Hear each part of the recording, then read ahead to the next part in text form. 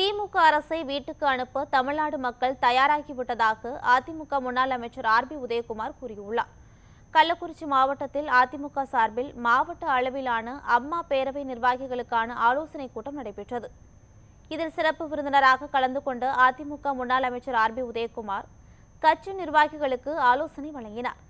இதனைத் தொடர்ந்து செய்தியாளர்களுக்கு பேட்டியளித்த ஆர்பி உதயகுமார், திமுக ஆட்சியில் கள்ளச்சாராய விவகாரம், பாலியல் வன்கொடுமை சம்பவங்கள், போதைப்பொருள் நடமாட்டம், சட்டம் ஒழுங்கு பிரச்சினை அதிக அளவில் இருப்பதாக விமர்சனம் செய்தார்.